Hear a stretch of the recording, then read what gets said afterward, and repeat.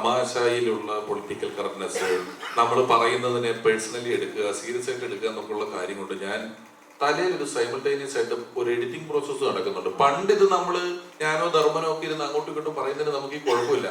ഇപ്പം പ്രത്യേകിച്ച് ഞാൻ എൻ്റെ രാഷ്ട്രീയമൊക്കെ തുറന്നു പറഞ്ഞ് നിൽക്കുന്ന സാഹചര്യത്തിൽ നമ്മൾ പറയുന്ന സാധനത്തിന്റെ ഏതെങ്കിലും ഒരു വാക്കോ അറ്റോ മൂലയുടെ ഒരു കഷ്ണം കൊണ്ടുപോയി ഹെഡിങ് ആക്കി മറ്റൊരു സാധനമാക്കി മാറ്റപ്പെടുമോ എന്നൊരു ഭയം ഉള്ളത് കൊണ്ട് പറയുന്നതിന് മുമ്പ് ചിലപ്പോൾ ഇങ്ങനെ ചിന്തിക്കുന്നുണ്ടാവും. അതായിരിക്കും.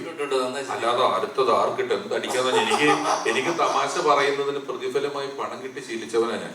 അതുകൊണ്ട് ഞാൻ ഫ്രീ ആയിട്ട് പറയുമ്പോ എനിക്ക് അതാ കൗണ്ട്.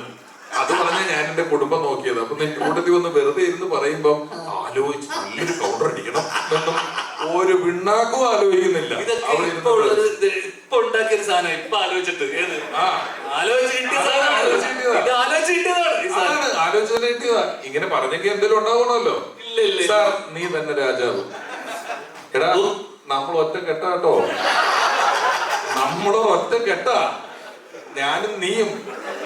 നമുക്ക് ഒന്നിച്ച് ഒരൊറ്റ ശത്രുവുള്ളൂ ഇനിയില്ല. ഈ കള്ളപ്പണം വെളുപ്പിക്കുന്നവരുമായിട്ടുള്ള കൂട്ട് നമ്മൾ ഇതിലൂടെ അവസാനിപ്പിക്കുകയാണ്.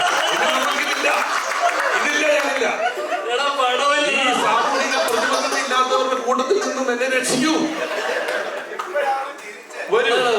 നമുക്ക് പോയി എന്തൊരു സാമൂഹിക പ്രതിബദ്ധതയോടെ എന്തെങ്കിലും ചെയ്യാം. നമുക്ക് കാണ ക്ലീനാക്കാൻ പോവാം. വരുന്നുണ്ടോ?